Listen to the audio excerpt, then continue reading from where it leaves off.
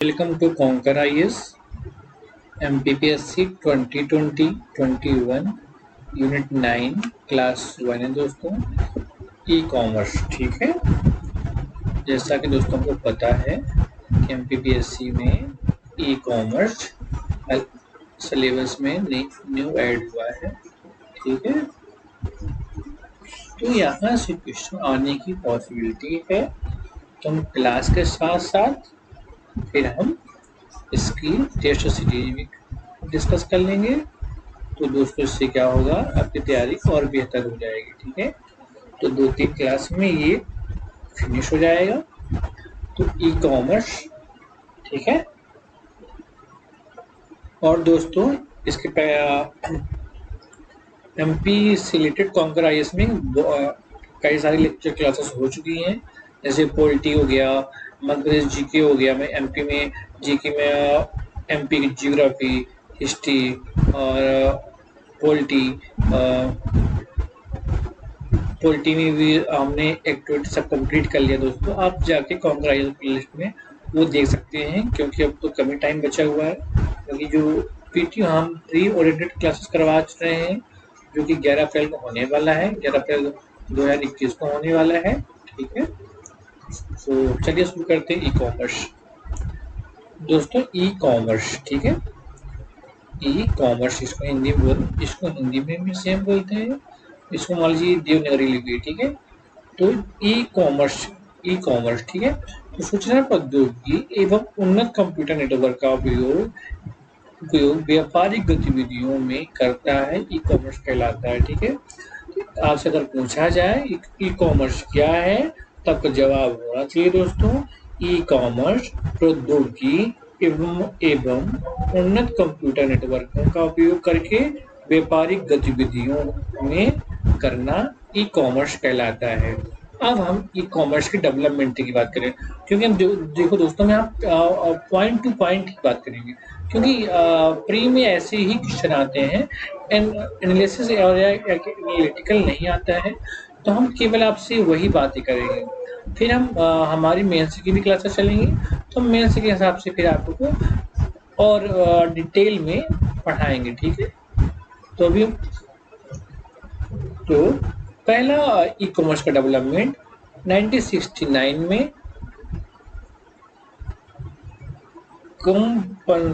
कंपनशिव की स्थापना की गई, ठीक है।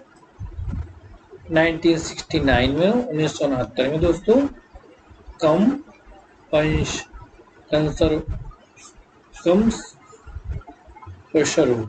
ठीक है। नेक्स्ट 1979 में 10 साल बाद माइकल एडिच ने इलेक्ट्रॉनिक शॉपिंग का आविष्कार किया। तो 1969 में कंपनशिव की स्थापना हुई। फिर 10 साल बाद माइकल एडिच ने इलेक्ट्रॉनिक शॉपिंग का आविष्कार किया, ठीक है। अगर आपसे पूछा जाए इलेक्ट्रॉनिक शॉपिंग का आविष्कार कब हुआ, तो आपका जवाब होना चाहिए 1979 माइकल एडिच ने इलेक्ट्रॉनिक शॉपिंग का आविष्कार किया, ठीक है। नेक्स्ट पॉइंट 1981 थॉमसन हॉलडिस ने इंग्लैंड में पहला B2B ऑनलाइन शॉपिंग सिस्टम की शुरुआत की। तो 1981 में थॉमसन हॉलिडेस ने इंग्लैंड में पहला business to business online system शुरू किया, ठीक है। नेक्स्ट पॉइंट 1982 में बोस्टन कंप्यूटर एक्सचेंज ने अपना पहला ई कॉमर्स प्लेटफॉर्म लॉन्च किया, ठीक है। पहला ई कॉमर्स प्लेटफॉर्म लॉन्च किया, ठीक है। नेक्स्ट तो 1982 में दोस्तों बोस्टन कंप्यूटर एक्सचेंज ने अपना पहला ई कॉमर्स प्लेटफॉर्म लॉन्च किया, ठीक है। नेक्स्ट पॉइंट 1992 में बुक स्टैक्स अनलिमिटेड ने किताबों का पहला मार्केट प्लेस शुरू किया, जिसकी वेबसाइट www.book.com, अब यह वेबसाइट www.bornandnovel.com हो गई है, ठीक है। तो अगर आपसे पूछा जाए 1992 में बुक स्टैक अनलिमिटेड ने पहला मार्केट प्लेस शुरू किया जिसकी वेबसाइट थी www.books.com। अब ये वेबसाइट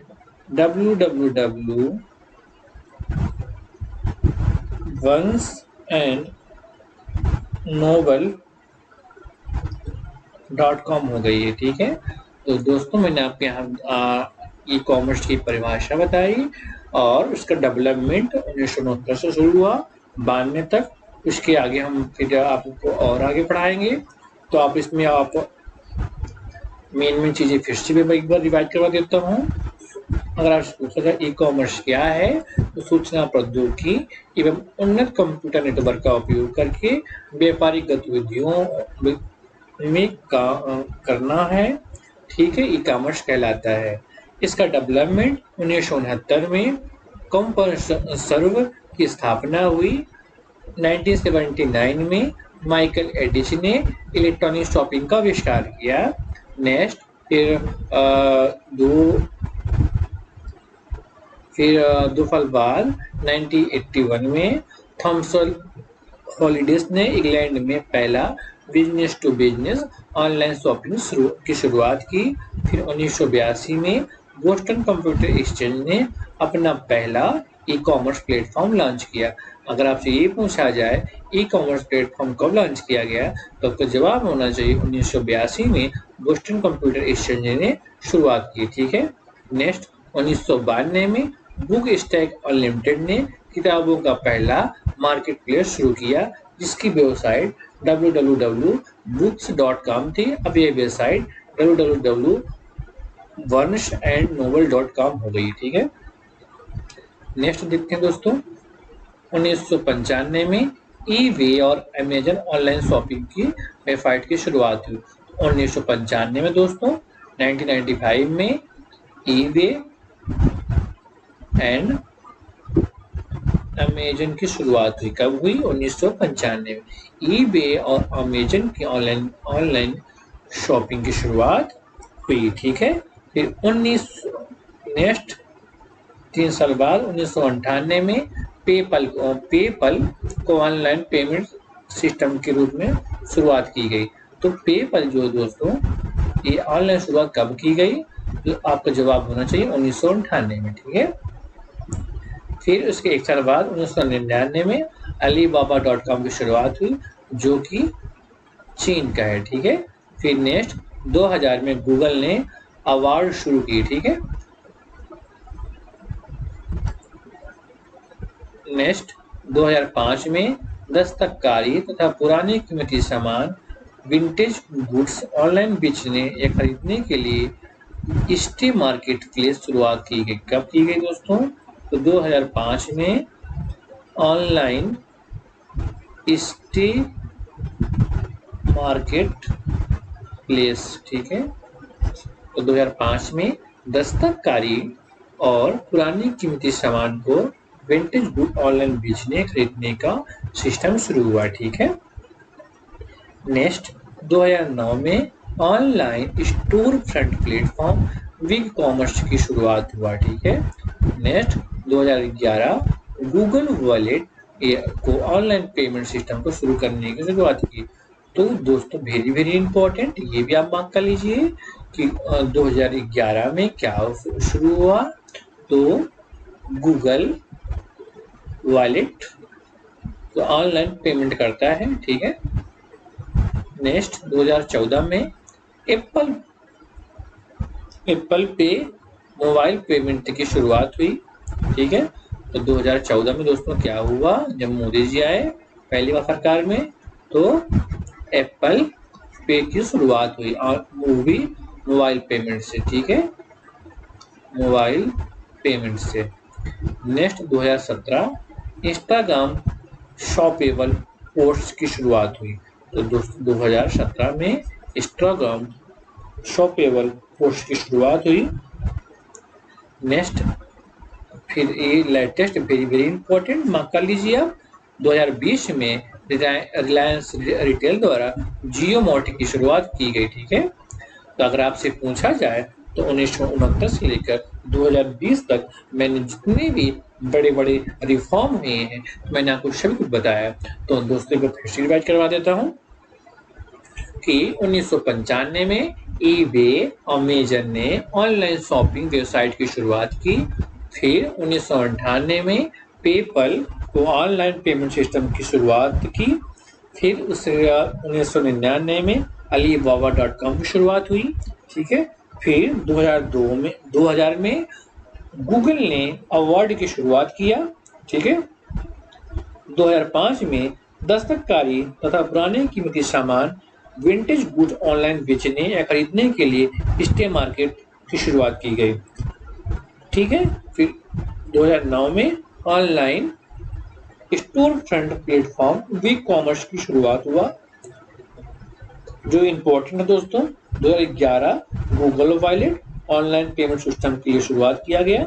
फिर 2011 के बाद 2014 एप्पल पे, क्योंकि एप्पल क्या है, मोबाइल का सबसे बड़ा ब्रांड है, जो कहला कि ये तो अनलॉक है मेरी, तो ये मोबाइल पेमेंट की शुरुआत 2014 में की गई एप्पल पे, ठीक है। फिर 2017 में इंस्टाग्राम शॉपेबल पोस्ट की शुरुआत की गई, ठीक है। और 2020 में लेटेस्ट जियो मार्ट की शुरुआत हुई। अगर आपसे मेन पूछा जाए अमेजन और ईपे का, तो ये 1995, PayPal 1998, Google award 2000, Alibaba.com 1999, Google wallet 2011, Apple pay 2014, Instagram shoppable post 2017, Reliance retailer Jio mart की शुरुआत 2020 में की गई, ठीक है। क्लियर। अब चलते हैं नेक्स्ट स्लाइड में। ई कॉमर्स की प्रयुक्त प्रमुख तकनीक। ई कॉमर्स के लिए दोस्तों, ई कॉमर्स के लिए प्रयुक्त तकनीक कौन कौन सी हैं? तो मेन 4 तकनीक होती हैं, ठीक है। पहला EDI, दूसरा EBB, तीसरा EFT, चौथा ईमेल, ठीक है। तो EDI इलेक्ट्रॉनिक डेटा इंटरचेंज, ठीक है।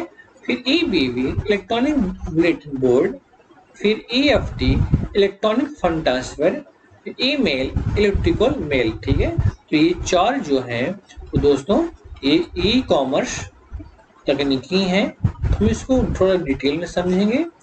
ई कॉमर्स तकनीकी तो बेसिकली आप 4 याद, मतलब आपसे डायरेक्ट पूछा जाए ई कॉमर्स में प्रयुक्त प्रमुख तकनीक, हालांकि तकनीक बहुत सारी हैं लेकिन मेन बेसिकली 4 है, ठीक है।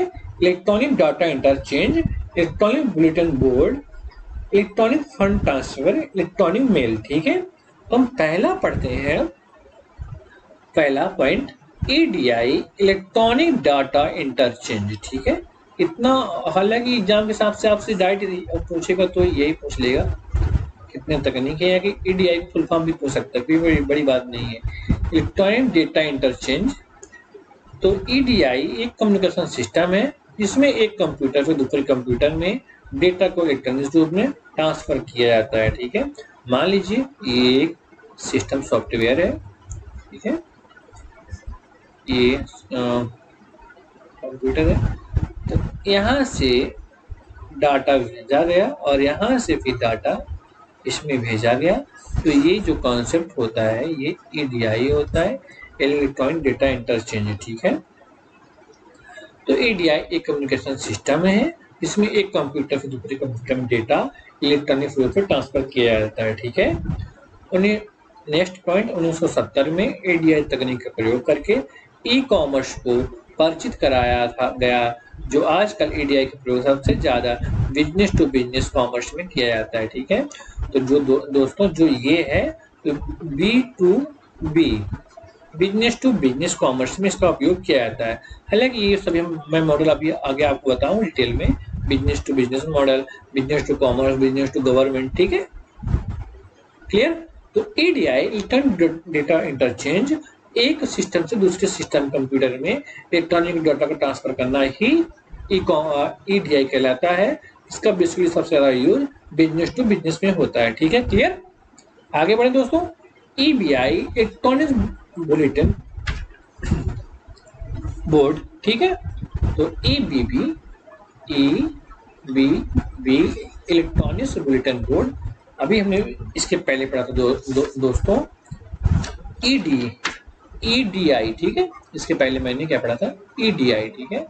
अब बता रहे हैं EBB। तो EBB एक ऑनलाइन कम्युनिकेशन सिस्टम है जिसमें कोई भी व्यक्ति किसी को भी सब्जेक्ट को इंफॉर्मेशन को शेयर करता है, जो रिक्वेस्ट करता है या फिर डिस्कस करता है। इलेक्ट्रॉनिक बुलेटिन बोर्ड को मैसेज बोर्ड या कंप्यूटर फॉर्म में कहा जाता है, ठीक है। EBB सार्वजनिक पब्लिक होते हैं और इस कोई भी यूजर मैसेज को रीड कर सकता है या उसको रिस्पॉन्ड कर सकता है। EBB का प्रयोग ज़्यादा एजुकेशन मनोरंजन के उद्देश्य के लिए किया जाता है, जैसे Quora.com, StockOverflow.com। तो जैसे मान लीजिए दोस्तों ये सिस्टम है, ठीक है। तो इसमें जो है मान लीजिए आपने कोई टेक्स्ट लिखा किसी टॉपिक पे, मान लीजिए आपने इंडिया के बारे में लिखा, ठीक है। तो इसको आप पब्लिश कर दोगे तो इसको कोई भी देख सकता है, ठीक है। तो ये ऐसा होता है, कंप्यूटर में एक स्पेस होता है ऑनलाइन सर्वर के माध्यम से, जिसमें आप या पब्लिक का कोई भी इंसान, डिफरेंट यूजर अपना जो ज्ञान है, अपना एजुकेशन मान लीजिए हो गया, एक मनोरंजन से रिलेटेड जो भी है, तो नया आइडियाज उसमें दे सकते हैं और उस आइडियाज को कोई भी देख सकता है, मतलब पब्लिक डोमेन में होता है, ठीक है। समझ में आ गई बात। जैसे Quora.com, इसमें आप शायरी, एजुकेशन, कविताएं कुछ भी लिख सकते हैं, आप अपना अपलोड कर दीजिए। कभी कभी अगर आप अपना नाम नहीं बताना तब भी आप उसमें लगे वो करके आप कर सकते हैं। तो इलेक्ट्रॉनिक बुलेटिन बोर्ड एक ऑनलाइन कम्युनिकेशन सिस्टम है जिसमें कोई भी व्यक्ति किसी भी सब्जेक्ट को इंफॉर्मेशन शेयर कर सकता है। किसी भी रिलेटेड कोई भी क्वेरी हो, कुछ भी हो, आप शेयर कर सकते हो, कोई दिक्कत नहीं। और रिक्वेस्ट भी कर सकता है कि हमको इस टॉपिक में आप बता दीजिए, हमको नहीं समझ में आ रहा है। मान लीजिए किसी टॉपिक में कोई चीज़ समझ में नहीं आ रही है, तो वहाँ पे आप ये डाल दीजिए कि हमको इस चीज़ के बारे में जानकारी चाहिए। मान लीजिए ऑनलाइन शॉपिंग करना था, हमको शॉपिंग कैसे करनी है आइडिया नहीं है, आई डोंट नो क्या कौन सी साइट है क्या है, तो लोग उसमें आपको आंसर भी दे सकते हैं, तो डिस्कस भी कर सकते हैं। तो इलेक्ट्रॉनिक बुलेटिन बोर्ड को मैसेज बोर्ड या कंप्यूटर फॉर्म कहा जाता है। ये मतलब इलेक्ट्रॉनिक बुलेटिन बोर्ड सार्वजनिक होते हैं, जिससे कोई भी यूजर मैसेज को रीड कर सकता है, उस पर रिस्पॉन्स कर सकता है, ठीक है। और इलेक्ट्रॉनिक बुलेटिन बोर्ड का प्रयोग ज़्यादातर एजुकेशन मनोरंजन के उद्देश्य के लिए किया जाता है, जैसे Quora.com और StockOverflow.com, ठीक है। आगे बढ़े दोस्तों। परंतु यह छोटे बिजनेस चलाने वाले व्यक्ति को सेल्फ एम्प्लॉयड पर्सन के लिए बहुत कम काम में आ सकते हैं, ठीक है।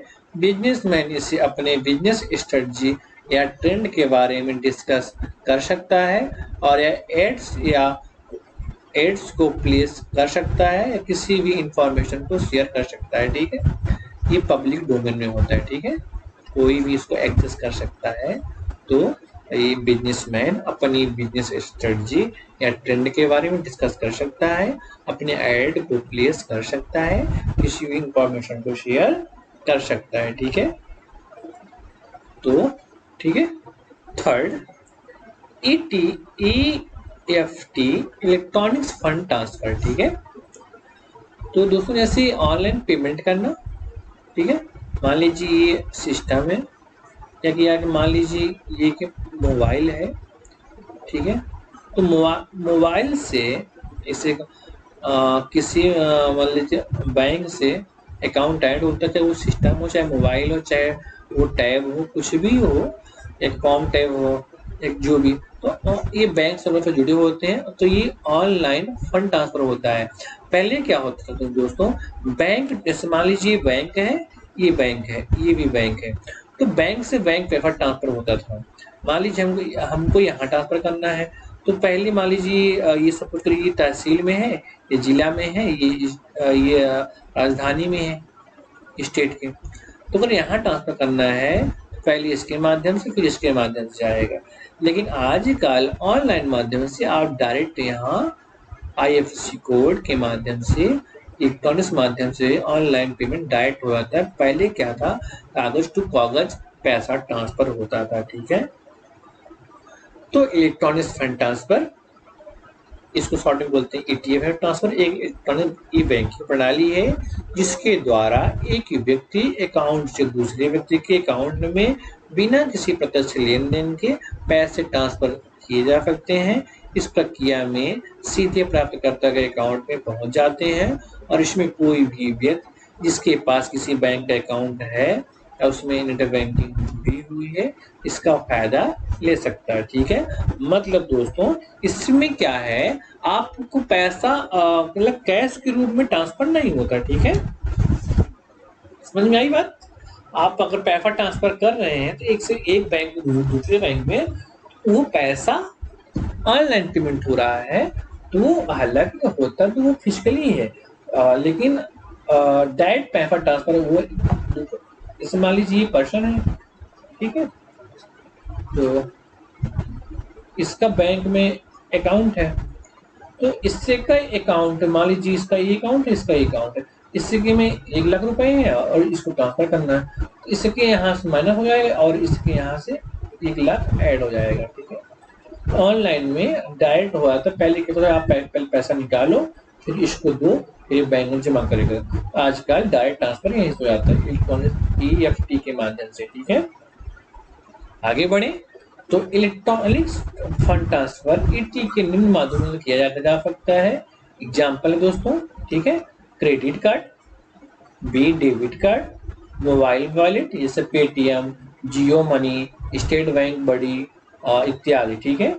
D पॉइंट ऑफ सेल, जो एक आपने देखा कॉमर्शियल शॉप में होता है, उसमें आप अपना कार्ड स्वैप करते हैं तो आपके बैंक डायरेक्ट POS से मतलब आपके चाहे वो डेबिट कार्ड, चाहे डेबिट कार्ड हो, चाहे क्रेडिट कार्ड हो, कुछ भी वो से हो जाता है। तो आप या फिर ECH ट्रांसफर, मतलब एक ECH transfer automated clearing housing network द्वारा संशोधित electronics bank to bank money transfer प्रक्रिया है, ठीक है। तो दोस्तों इलेक्ट्रॉनिक्स फंड ट्रांसफर हम कई प्रकार से कर सकते हैं, चाहे वो क्रेडिट कार्ड हो, चाहे वो डेबिट कार्ड हो, चाहे वो मोबाइल वॉलेट हो। तो मोबाइल वॉलेट दोस्तों सब आ जाता है, चाहे वो फोन पे हो, चाहे ATM हो, पेटीएम हो, चाहे वो गूगल पे हो, चाहे जो भी ऑनलाइन जितने भी वॉलेट हो जाए, चाहे एयरटेल मनी हो, चाहे लगे आइडिया मनी, चाहे जो भी हो सब उसमें आ जाते हैं, ठीक है। फिर पॉइंट ऑफ सेल जो कमर्शियली यूज होता है, फिर ACH transfer automated clearing house network द्वारा संशोधित एक electronic bank to bank money transfer प्रक्रिया है। मतलब जो ACH जो दोस्तों है तो ये ACH bank to bank transfer होता है, ठीक है, क्लियर। इस ET में इसमें बैंक उपभोक्ता के निर्देश पर उसके अकाउंट से बिना किसी अकाउंट में पैसे ट्रांसफर करती है। इस प्रक्रिया में उसे 2 से 3 दिन का समय लगता है। अगर मान लीजिए बैंक टू बैंक पैसा ट्रांसफर करने में पहले क्या था कि ज़्यादा टाइम लगता था, ठीक है। तो ACH में क्या होता था दोस्तों, उपभोक्ता के निर्देश पर इसके अकाउंट में से किसी अन्य अकाउंट में पैसा ट्रांसफर करने के लिए इस प्रक्रिया में 2-3 दिन का समय लगता है। तो ACH में दोस्तों क्या होता है, 2 से 3 दिन का समय लग जाता है, लेकिन इन सब में तुरंत पैसा ट्रांसफर होता है 4 चीजों में, ठीक है। Credit, debit, mobile wallet, point to sale में, ठीक है। लेकिन ACH ट्रांसफर में बैंक टू बैंक में 2 से 3 दिन का टाइम लग जाता है। नेक्स्ट हम लोग आगे बढ़ते हैं लास्ट पॉइंट में, इलेक्ट्रॉनिक्स मेल कॉमर्स ईमेल कार्यक्रम कॉमर्स। इसमें पहला है CRM, customer relationship management, business द्वारा ग्राहकों को जोड़ने रखने तथा अधिक बिक्री अधिक लाभ की स्थिति का प्रबंधन CRM कहलाता है, ठीक है। CRM मतलब कस्टमर रिलेशन मैनेजमेंट ये दोस्तों ऐसा मॉडल है जिसमें बिजनेस द्वारा ग्राहक जोड़े रखना तथा अधिक बिक्री करना, अधिक लाभ की स्थिति का प्रबंधन करना कस्टमर रिलेशनशिप मैनेजमेंट कहलाता है। जैसे एग्ली सॉफ्टवेयर एक क्लाउड बेस्ड सॉफ्टवेयर सिस्टम है। एग्ली सॉफ्टवेयर कौन सा दोस्तों? एग्ली सॉफ्टवेयर, ठीक है। इसका एग्जांपल है सीआरएम का, ठीक है। तो इलेक्ट्रॉनिक्स मेल ट्रांसफर का तीन मॉडल हैं, सीआरएम, ईआरपी सॉफ्टवेयर और ई कॉमर्स। हमने अभी क्या पढ़ा? पहला कस्टमर रिलेशनशिप मैनेजमेंट। तो इसमें जो एग्ली सॉफ्टवेयर के माध्यम से बिजनेस द्वारा या कस्टमर रिलेशनशिप मैनेजमेंट जो है दोस्तों है, तो बिजनेस द्वारा ग्राहक को जोड़े रखना, अधिक बिक्री करना, अधिक लाभ की स्थिति का प्रबंधन कस्टमर रिलेशनशिप मैनेजमेंट कहलाता है। क्लाउड बेस्ड सॉफ्टवेयर सिस्टम है, ठीक है। नेक्स्ट दोस्तों B ERP software enterprises resource planning, ठीक है। यह एक बिजनेस मैनेजमेंट सॉफ्टवेयर है जिसके द्वारा पूरे बिजनेस को मैसेज व कंट्रोल किया जाता है, साथ ही बिजनेस को कस्टमाइज किया जाता है, ठीक है। तो दोस्तों इसमें मैंने आपको बताया कि इलेक्ट्रॉनिक्स मेल कॉमर्स में पहला CRM है, दूसरा ERPM है, इंटरप्राइज रिसोर्स प्लानिंग है। यह एक बिजनेस मैनेजमेंट सॉफ्टवेयर है जिसके द्वारा पूरे बिजनेस को मैनेज व कंट्रोल किया जाता है। इसमें cloud enterprise resource planning, promise enterprise resource planning, hybrid enterprise resource planning, ठीक है। इसी में ईमेल कॉमर्स में दोस्तों तीसरा मॉडल एम कॉमर्स है। एम कॉमर्स का अर्थ मोबाइल अथवा वाणिज्य में प्रयुक्त सेवाओं में एम कॉमर्स कहा जाता है, ठीक है। तो इलेक्ट्रॉनिक्स मेल कॉमर्स में दोस्तों एम कॉमर्स, एम का मतलब मोबाइल अथवा वाणिज्य मोबाइल संस्थाओं को एम कॉमर्स कहा जाता है, ठीक है। तो क्लियर हो गया? मैंने आपको चारों मॉडल समझा दिया दोस्तों। कौन कौन सा मॉडल मैंने आपको अभी बताया दोस्तों? बताओ आप लोग।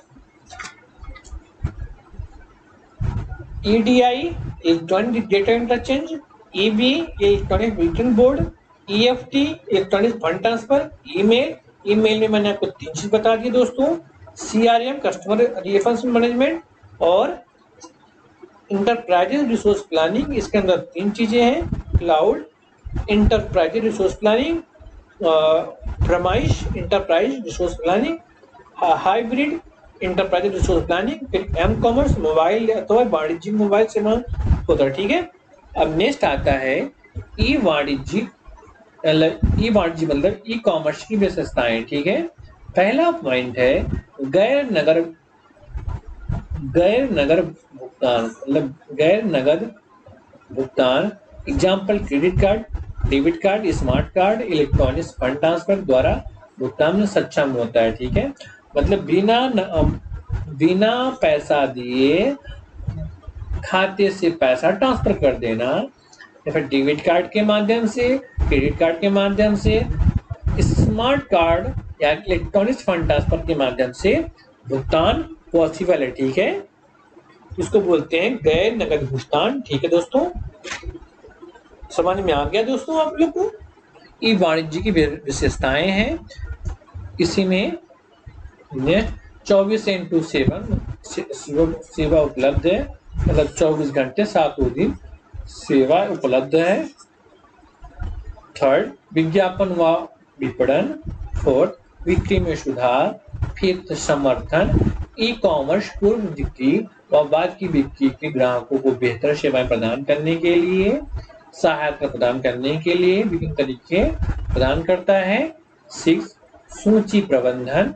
7 संचार में सुधार। तो दोस्तों ई वाणिज्य में गैर नगद भुगतान, 24 घंटे 7 दिन सेवाएं उपलब्ध करना, विज्ञापन या विपणन, बिक्री में सुधार, समर्थन, ई कॉमर्स पूर्व बिक्री और बाद की बिक्री को ग्राहकों को बेहतर सेवाएं प्रदान करने के लिए, सहायता प्रदान करने के लिए विभिन्न तरीके प्रदान करना, सूची प्रबंधन, संचार में सुधार, ठीक है। अब आते हैं हम नेक्स्ट ई कॉमर्स का कार्यक्षेत्र। ठीक है, तो दोस्तों ई कॉमर्स को क्या क्या कौन कौन से कार्य क्षेत्र हैं, जैसे माल का विक्रय या लीज पर लेना। मान लीजिए कोई शॉपिंग मॉल है, उसको बिक्री करना या कि मतलब लीज में लेना। मान लीजिए कोई बिल्डिंग है तो उसको लीज में मतलब ये 90 साल के लिए ले लिया, 100 साल के लिए ले लिया। ये लीज की कुछ शर्तें होती हैं। तो ई कॉमर्स का कार्य क्षेत्र दोस्तों माल का विक्रय या लीज पर लेना। नेक्स्ट बैंकिंग तकनीकी संबंधित सुविधाएं प्रदान करना। नेक्स्ट मनोरंजन सुविधाएं देना। नेक्स्ट लाइसेंस आदि के बारे में ऑनलाइन सूचना देना। नेक्स्ट विज्ञापन की सुविधा। नेक्स्ट पर्यटन का विकास। नेक्स्ट विश्व स्तरीय व्यापार, ग्लोबल ट्रेडिंग।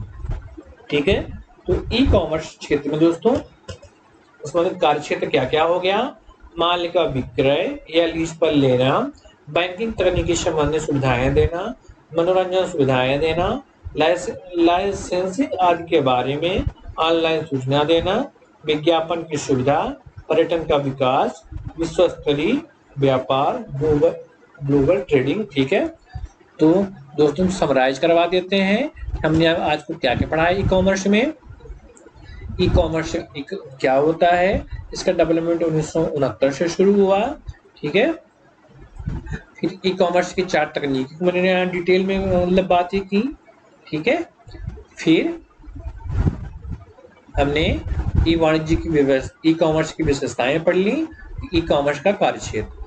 तो आगे हम आपको नेक्स्ट ई कॉमर्स में के साथ क्लासेस में मिलेंगे दोस्तों।